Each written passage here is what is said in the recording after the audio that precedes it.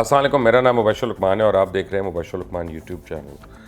और ये सारे जो है ना, अब उम्मीद है कि आहिस्ता आहिस्ता हम बेहतरी की तरफ जा रहे हैं और इंशाअल्लाह हमें अब अल्लाह ताला कोई रमज़ान का जैसे ही मैं समझता हूँ कि ख़त्म हो रहा होगा तो हमें अच्छी खबरें भी आना शुरू हो जाएंगी। अभी ठीक है, एक स्पाइक आनी है जिसमें मुझे लगता है कि हमारे बहुत ज़्यादा विक्टिम्स होंगे और पॉजिटिव टेस्ट होंगे कोविड-19 के, लेकिन अल्हम्दुलिल्लाह हमारा रिकवरी का भी जो है वो काफ़ी स्पीडी हो रहा है। हमारी जो कोताहियाँ हैं वो अपनी जगह पे, जो हुकूमत की कोताहियाँ हैं वो अपनी जगह पे, अगर वो ना होती तो शायद हम बहुत बेहतर तरीके से इस चीज़ से हम टैकल कर रहे होते। बट आज मुझे एक मेरे पुराने कोलीग ने बड़ा इंटरेस्टिंग एक मैसेज भेजा था और नवीद सिद्दीकी ने समा टेलीविज़न के हैं और उन्होंने एक किस्म का भेजा तो ऐसा जोक था, लेकिन जब उसको मैंने डिटेल में देखा तो उसमें बड़ा एक सीरियस फ़िलॉसफी थी और अल्लाह का शुक्र अदा करने की उसमें बड़े रीज़न्स थे। लेकिन कुछ बात मैंने आज करनी है गारमेंट इंडस्ट्री के बारे में भी, पाकिस्तान की। इस वक्त हो ये रहा है कि गवर्नमेंट का लॉकडाउन तो है और फैक्ट्रीज़ बंद है, खासतौर से सियालकोट की पूरी इंडस्ट्री बंद है, लेकिन हमारे पास बहुत बड़े बड़े स्टिचिंग यूनिट्स हैं और जहाँ पे हज़ारों की तादाद में हमारे कटर्स भी हैं, टेलर्स भी हैं, वीवर्स भी हैं और बड़ा सुपीरियर काम करने वाले लोग हैं वो। अच्छा, हम देख रहे हैं कि हम पूरी दुनिया से हम मंगा रहे हैं जी, कोई ये सूट्स मंगा रहे हैं, प्रोटेक्शन सूट्स मंगा रहे हैं, कोई इतने का आ रहा है, कोई इतने का आ रहा है, कोई चाइना से आ रहा है तो कोई कहीं से आ रहा है। लेकिन fact of the matter is कि अगर इनको प्रॉपर SOPs के तहत इनको अगर खोला जाए तो हम ओवरनाइट हर एक के लिए यहाँ पे हम जो ये सेफ्टी सूट्स हैं ये हम पैदा कर सकते हैं और जब वो लोकली बनेंगे तो उसकी कॉस्ट बहुत कम होगी और वो हमें इंपोर्ट नहीं करने पड़ेंगे, उसके लिए हमारा डॉलर नहीं लगेगा। और अगर हम फैक्ट्री के मालकान जो हैं और उनके जो मैनेजमेंट वाले हैं उनको बावर कराया जा सकता है कि SOPs क्या हैं, कितना गैप होना चाहिए, कितना डिस्टेंस होना चाहिए, मास्क पहने, ग्लव्स पहने, और ये हो सकता है, ये मैनेजेबल है। और इसको अगर हम कर लेते हैं इसको ऑपरेट तो पूरी दुनिया में इस वक्त ये जो सूट्स की कमी है, ये हमारा सियालकोट जो है ना जी, पूरा सेक्टर ये हफ्तों में पूरा कर सकता है। और वो जो शॉर्टफॉल इस वक्त हमारी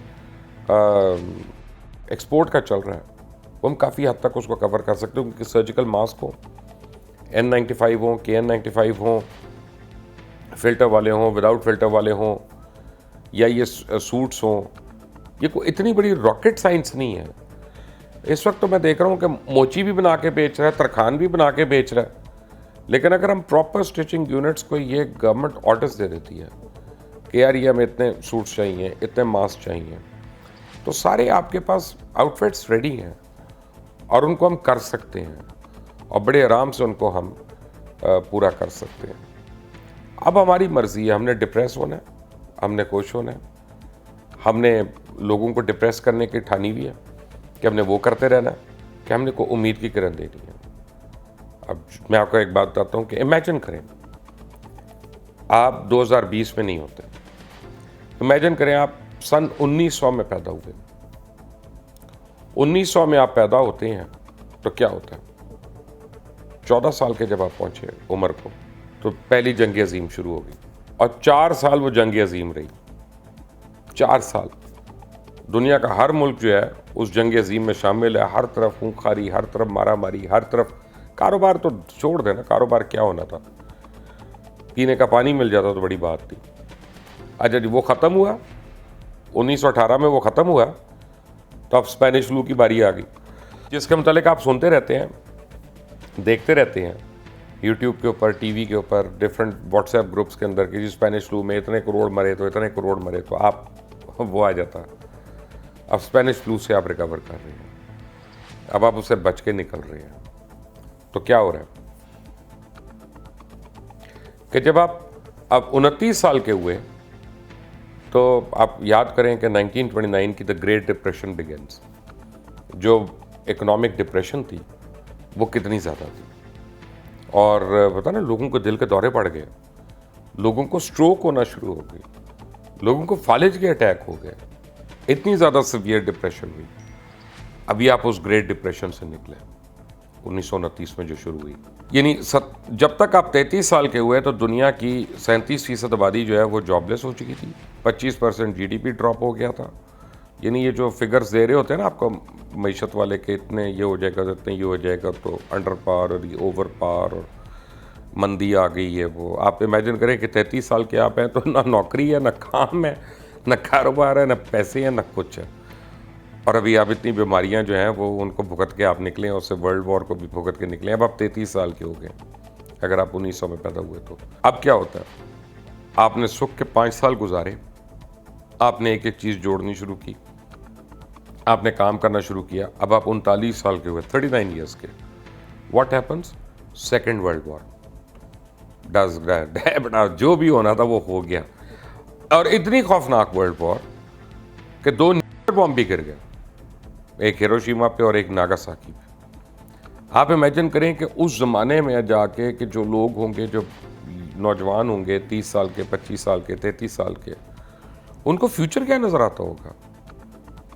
और उन्होंने फिर जुस्तजू की, फिर उन्होंने काम किया, आगे बढ़े ज़िंदगी को लेकर। यानी उसके बाद आप देखें कि जब तक आप 55 साल के हुए, मेरा ख्याल है, वो कोरियन वॉर शुरू हो गई। अब कोरियन वॉर चल रही है। उसके बाद आप याद करें वो क्यूबा मिसाइल क्राइसिस, कैनेडी के ज़माने का, तो उस वक्त लगता था उन लोगों को कि दुनिया ख़त्म हो जाएगी, न्यूक्लियर वॉर शुरू हो जाएगी, अभी अमेरिका की और रशिया की, सोवियत यूनियन की, उस वक्त तो सोवियत यूनियन था। और ये सब कुछ करके वो गुजर रहे हैं, इसमें से निकल रहे हैं। कहने का मतलब ये था, आप सोचें कि जो 1900 में पैदा हुआ या 1890 में पैदा हुआ या 1895 में या 1905 में, 1910 में, उनको 60-70 साल ऐसे मिले। अभी मैंने इसमें आगे वियतनाम वॉर नहीं डाली, मैंने और चीज़ें नहीं डाली जो इसका हिस्सा थी, इसी यानी लाइफ स्पैन का हिस्सा थी। कि आप ये देखें कि जंग अजीम एक नहीं, दो, पेंडेमिक एक नहीं, मेजर किस्म का, economic depression continued, war cycles continued, joblessness continued, GDP का drop continued, average per capita income zero continued. सब कुछ ऐसा चल रहा है। लोगों ने अपने हौसले बुलंद रखे, उसमें शायर भी पैदा हो रहे हैं, अदीब भी पैदा हो रहे हैं, फिल्म मेकर भी पैदा हो रहे हैं, स्पोर्ट्समैन भी पैदा हो रहे हैं, वॉरियर्स भी पैदा हो रहे हैं, उसमें काम करने वाले भी पैदा हो रहे हैं, राज, मजदूर, तरखान, नाई, हर शोबा ज़िंदगी के लोग पैदा भी हो रहे हैं, सर्वाइव भी कर रहे हैं और आगे निकल भी रहे हैं। तो ये हमारे ऊपर है कि हमने इस पेंडेमिक से कैसे निकलना है।